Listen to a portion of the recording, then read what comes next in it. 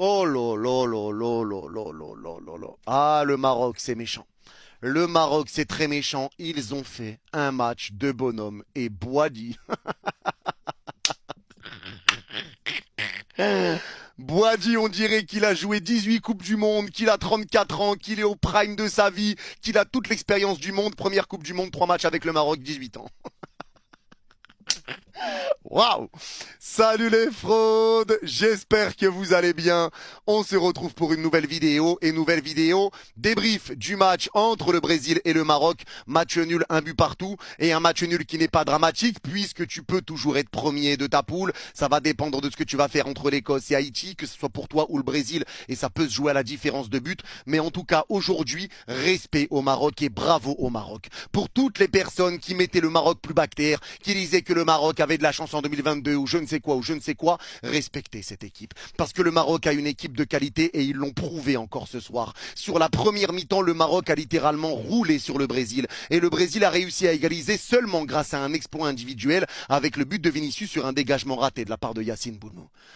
Mais sinon, le Maroc était au-dessus. L'entame de match, dès les premières minutes, tu vois l'intensité, les récupérations, les combinaisons. Tu mets le feu à la défense du Brésil. Des grosses occasions, t'as 5 tirs au bout de 8 minutes de jeu. Le Brésil n'arrive pas à voir le jour et il s'installe dans ta moitié de terrain seulement à la 8e minute. Le Maroc a fait une entame de bonhomme, une entame de patron. Et ce que j'ai envie de souligner déjà sur l'aspect collectif, avant de parler aussi individuellement, c'est à quel point les joueurs se sont battus les uns les autres. À quel point ils se sont battus pour aider leurs coéquipiers. À quel point ils se sont battus pour le Maroc et pour le maillot qu'ils portaient sur le dos.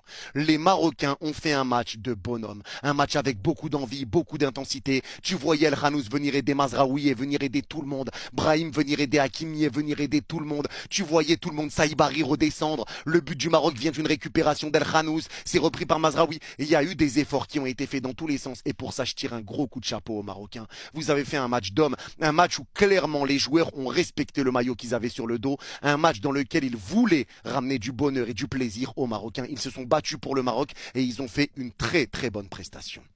Match XXL. La première mi-temps, tu domines pendant les premières minutes et après le Brésil arrive à revenir un petit peu plus, à s'installer dans ta moitié de terrain. Ils arrivent à garder la balle. Tu as un petit peu plus de mal à ressortir les ballons. Il y a un petit temps fort, entre guillemets, pour le Brésil, mais sans être réellement dangereux, mis à part sur un centre qui n'est pas repris par la tête d'Igor Thiago. Igor Thiago, il a pris la place de João Pedro, va comprendre comment, je ne comprends pas ce qu'il fout en tant que numéro 9 au Brésil et encore plus titulaire et en plus devant Cunha, même Hendrick c'est au-dessus, Igor Thiago match dégueulasse, mais le Brésil a réussi à garder un petit peu plus la balle, mais le Maroc a piqué sur un temps fort du Brésil, là où le Brésil était vraiment installé dans la moitié de terrain du Maroc, le Maroc a réussi à piquer. Et ce but du Maroc, il prouve deux choses, déjà que tu sais être dangereux, même sur ton temps faible, même quand tu es dominé, que l'équipe a plus le ballon, que tu as un peu de mal à ressortir, tu as prouvé que tu étais capable de piquer même dans tes temps faibles et face au Brésil, donc face à toutes les équipes du monde, tu es capable de le faire. Donc ça, c'est déjà une bonne indication.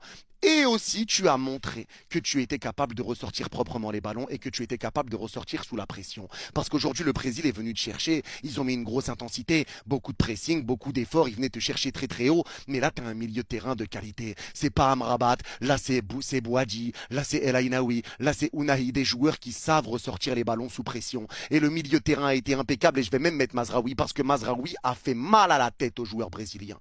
Aujourd'hui, tu vois que cette équipe marocaine, ils savent jouer ensemble. Ils ne paniquent pas sous pression. T'as l'impression qu'ils arrêtent le temps. Boadji, c'était juste choquant et traumatisant. À quel point, quand les Brésiliens venaient lui mettre une pression, il mettait pause. Et on dirait, il met pause. Il lève la tête, il regarde toutes les infos, gauche-droite, gauche-droite. Ce que toi, tu as besoin de scanner en 5 secondes, il te le fait en 2 secondes. Les gars, Boadji a 3 matchs avec le Maroc. 3 matchs. Il y en a qui t'ont dit que Boadji n'avait pas le niveau pour l'équipe de France. Il t'a sorti une prestation XXL où tous les supporters de tous les clubs sur Twitter maintenant disent qu'ils veulent que leur club l'achète. Il a sorti un match monstrueux. C'était déjà qu'en Ligue des Champions contre le Real Madrid avec le LOSC. Boadji, c'est trop. Il s'est acclimaté très vite à cette équipe. Et quand tu vois à quel point il est solide balle au pied, à quel point il sait ressortir sous pression, les récupérations qu'il fait, l'intensité, la solidité. Le calme, moi c'est le calme qui me choque. On dirait qu'il est dans Equalizer, qu'il arrive à tout scanner et qu'il a un temps d'avance sur tout le monde.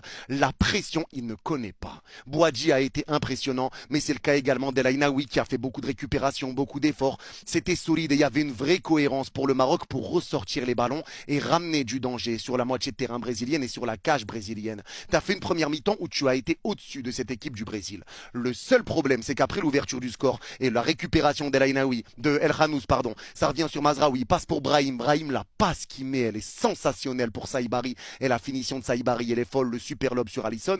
Entre ce moment-là et le but du Brésil, tu roules sur le Brésil.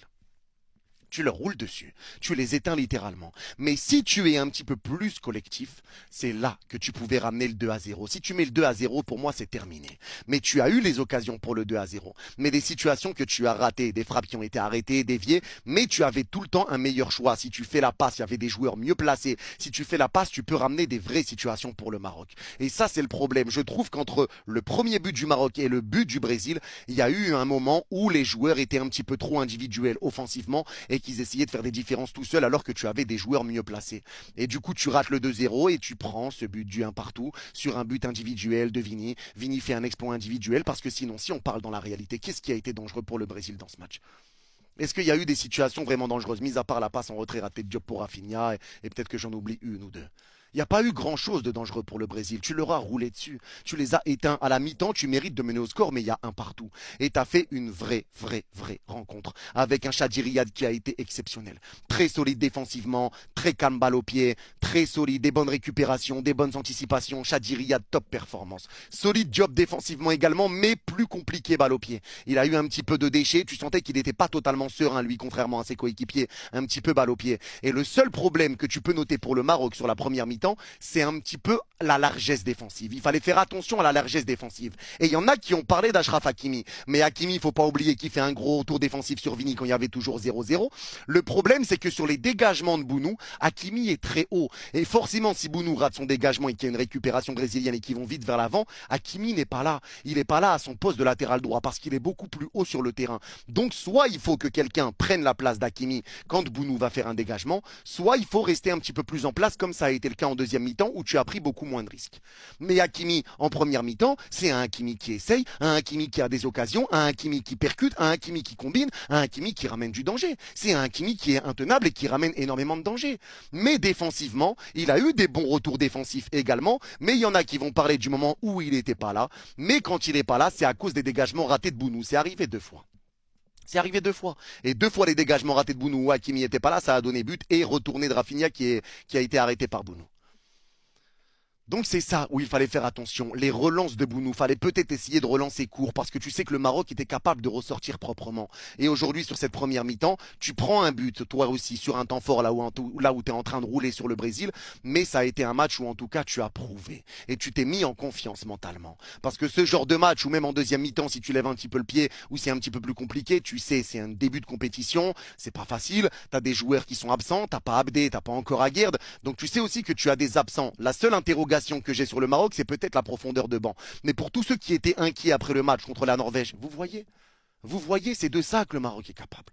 C'est ça que le Maroc est capable de faire. Et il faut arrêter tout le temps de se dire oui, mais le Maroc, ils vont se faire plier. Non, le Maroc va regarder tout le monde dans les yeux. Le Maroc n'a besoin d'avoir peur de personne. Le Maroc est capable de taper tout le monde. Et c'est pas être arrogant ou je ne sais quoi que de dire ça. C'est juste être lucide. Tu as confiance en ton équipe et vous avez le droit d'avoir confiance en votre nation. Parce que vous savez ce que vous êtes capable de faire.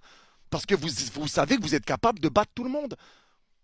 Tu n'as pas besoin de venir et baisser la tête en fonction de l'équipe qui est en face de toi. Tu vas regarder tout le monde dans les yeux. Et aujourd'hui, moi j'ai envie de le dire, cette équipe du Maroc a été impressionnante et surtout sur la première mi-temps. Mais vraiment mention honorable à Mazraoui qui aura été exceptionnel aujourd'hui. Mazraoui, les gars, qui était chauve et tout, on aurait dit Amrabat sur le terrain, mais c'est pas Amrabat qui est aussi fort techniquement. Je vous le dis, il a été monstrueux, des grosses récupérations, il a dégoûté Rafinha, il lui a fait la misère, il arrivait à ressortir sous pression, des bonnes combinaisons, dangereux également offensivement, des montées de balles, des portées de balles. Bon dans ses passes. Quel match de Mazraoui. Mazraoui, je l'ai trouvé monstrueux. De toute façon, c'est simple. El Khannous, top performance. Mazraoui, top performance. Chadi Riyad, top performance. Boadji, top performance. Saïbari, top performance. Brahim Diaz, top performance. El Ainaoui, top performance. Ils ont été monstrueux. Ils ont été monstrueux. Ils ont sorti un vrai match, un match complet. Et ça fait plaisir de voir le Maroc avec ce niveau-là, de voir le Maroc avec cette attitude, avec cette envie-là. Ils ont tout donné et ils n'ont pas fait semblant. Ils n'ont pas fait semblant. Et sur la deuxième mi-temps, par contre, c'est là qu'on va rentrer sur l'autre sujet, parce que sur la première mi-temps, elle est totalement dominée pour le Maroc. Et tu fais une excellente première mi-temps. Mais sur la deuxième mi-temps, on te voit un petit peu moins, bien que tu as eu un peu des situations, surtout en fin de match.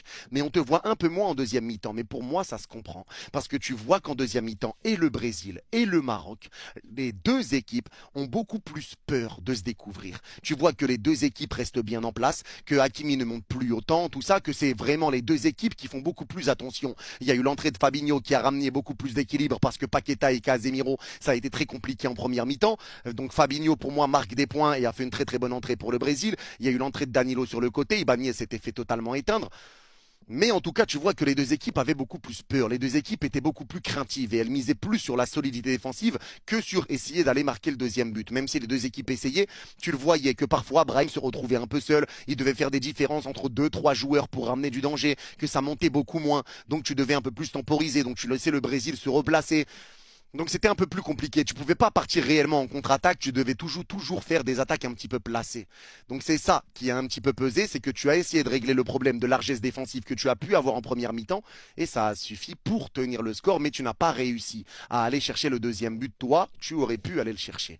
Dans ce match-là, les gars, la réalité des choses, c'est que le Brésil, ça a été mieux en deuxième mi-temps, mais sur le match dans la globalité, le Maroc mérite de remporter ce match. Le match nul n'est pas un hold-up, hein. Le match nul, c'est pas un scandale. C'était un très bon match et on s'est régalé. J'ai passé un très bon moment devant ce match. Beaucoup d'envie, beaucoup d'adversité, beaucoup d'intensité, beaucoup de pressing, beaucoup d'efforts. Le Brésil se donnait comme jamais, le Maroc se donnait comme jamais. Ça s'est rendu coup pour coup dans ce match. Ça s'est rendu coup pour coup. Et tu vois que les deux équipes se sont battues et battues. Mais ça a été un très bon match pour le Maroc et vraiment moi je suis content, content pour le Maroc et fier pour le Maroc. Dommage, El Mourabé a raté quelques situations, notamment quand il est rentré au début, il a eu deux situations où il a marché un peu sur le ballon ou raté sa passe. Donc tu aurais pu faire un petit peu mieux. J'ai beaucoup aimé Ounahi aussi, même s'il a eu un petit peu de déchets dans ce match, mais j'ai beaucoup aimé Ounahi. Aujourd'hui tu vois que tu as des certitudes avec tes latéraux, tu as des certitudes avec ton milieu de terrain qui est très qualitatif. Brahim Diaz sur un match XXL, il y en a pareil qui disent que Brahim a pas toujours fait les bons choix, que Brahim a eu du déchet. Alors c'est vrai que sur certains moments il peut faire des passes, notamment quand il y a toujours le 1-0 pour le Maroc. Mais la réalité des choses, c'est que Brahim en première mi-temps fait beaucoup de différence tout seul. Il n'est pas beaucoup aidé. J'ai trouvé que Brahim, à chaque fois qu'il avait le ballon, il n'avait pas trop de solutions. Donc il devait temporiser. Regardez avant la passe pour Saïbari. Il temporise très longtemps, pendant 3-4 secondes dans le rond central, avant de lancer Saïbari. Mais il n'était pas beaucoup aidé. Et c'est surtout sur ça que tu vois un petit peu que Brahim devait faire des différences un peu tout seul, ramener un petit peu de danger. Et il récupère des coups francs, il récupère ci, il récupère ça. Et ça repartait beaucoup derrière. Mais aujourd'hui, voilà, le seul que j'ai trouvé un petit peu en dessous, c'est Diop, mais avec ballon. Avec ballon, je l'ai trouvé pas très serein, un petit peu des passes en retrait qui faisaient peur, beaucoup de passes en retrait. Il essayait pas trop de porter le jeu vers l'avant. Et quand il essayait, c'était des longs ballons et des ballons qui étaient rendus au Brésil.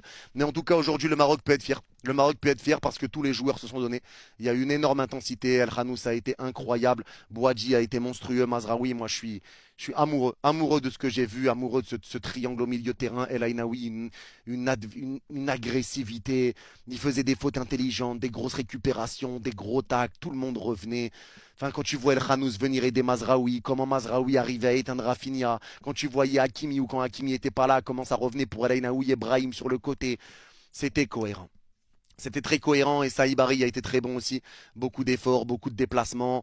Voilà, il rajoutait un joueur au milieu de terrain. Ce poste de faux neuf, ça lui va comme un gant. Maintenant, le Maroc se met dans de bonnes dispositions. C'est un match nul, certes. Ça aurait été bien de remporter les 3 points. Mais le match nul, c'est pas déconnant. Tu as toujours ton avenir entre les mains pour remporter la première place de ce groupe. Et il va falloir se battre pour aller la chercher. Tu vas affronter l'Écosse, tu vas affronter Haïti. Maintenant, tu sais que tu es capable de faire de grandes choses. Je pense que ce match-là va te mettre en confiance mentalement. Je pense que ça va te faire du bien parce que tu as été au-dessus de cette équipe brésilienne et tu es capable de monter en puissance encore et encore parce que c'était que le premier match et que tu as des joueurs qui sont absents. Je le répète, quand Abdé va revenir et que là le jeu marocain va pouvoir repartir très vite vers l'avant, que les contre-attaques elles vont faire très très mal avec la vitesse d'Abdé, quand Aguerd va être de retour, tout ça, là ça va changer des choses également côté Maroc. Mais aujourd'hui ce qu'il faut dire c'est que Warbi a parfaitement géré son match. Il a vu en deuxième mi-temps également qu'il y avait des joueurs au milieu de terrain, c'était un petit peu plus dur avec l'entrée de Fabinho. Il a fait des changements, il a fait les parfaits changements pour tout, continuer toujours de gêner le Brésil. Je trouve que Warbi a eu une très très très bonne lecture sur ce match-là. Très bonne lecture, très bonne compréhension de son équipe, très bon choix également sur son 11. Il fait confiance à Boadi. C'est des choses où tous les supporters marocains le voient et le réclament. Et Wahbi l'a fait. Il l'a fait. Là où tu vois que certains joueurs pouvaient avoir des passes droites de temps en temps, lui non. Il voit ce qui se passe. Il voit le talent de ses joueurs et il fait confiance à ses joueurs. Il fait confiance à ses joueurs. Boadi, c'est son premier match de Coupe du Monde. Et regardez la prestation qu'il a sortie. Regardez la prestation qu'il a sortie. Chapeau. Franchement, chapeau. Grand respect au Maroc. Très, très content pour le Maroc. Maintenant, il va falloir aller battre l'Écosse au prochain match et Haïti pour prendre 6 points et récupérer la première place de ce groupe en espérant que le Brésil fasse des faux pas également. Sinon, ça sera la différence de but. Mais en tout cas, le Maroc montre qu'ils ne sont pas là par hasard. Le Maroc montre qu'il faut les respecter et arrêter tout le temps d'essayer de leur chier dessus, de trucs ou de tout le temps trouver des choses à dire ou à redire sur le Maroc. La réalité des choses, c'est que le Maroc est une belle équipe et que le Maroc peut regarder tout le monde dans les yeux comme vous l'avez vu aujourd'hui. Ils ont regardé le Brésil dans les yeux, ils auraient pu remporter ce match tranquillement, mettre le 2-0. Mais moi, ce que je suis content, c'est que tu vois que tu es capable de faire mal, mais même dans des temps un petit peu plus faibles. Et ça, c'est une bonne nouvelle. Tu es capable d'équilibrer aussi. Tu sais que Wahbi a une bonne lecture de ses joueurs, de son effectif, de ce qui se passe sur le terrain. Il fait des bons changements, il a des bons choix de titulaires. Tu vois qu'il y a quelque chose qui peut se passer dans cette équipe. C'est le début de la compétition, mais tu vois qu'il peut se passer quelque chose et je vous le souhaite. Mais en tout cas, bravo au Maroc et surtout pour l'attitude qui a été montrée par les joueurs parce qu'ils avaient vraiment la dalle et vraiment l'envie de respecter le maillot qu'ils avaient sur les épaules. Et pour ça, respect. En tout cas, c'est tout pour cette vidéo. N'hésitez pas à me dire en commentaire si vous êtes d'accord ou pas d'accord avec moi. Et pour ceux qui ont vu cette vidéo jusqu'au bout, n'hésitez pas à mettre bravo le Maroc et je comprendrai que vous avez vu cette vidéo jusqu'au bout. Prenez soin de vous. Vous êtes les gars. Bye bye.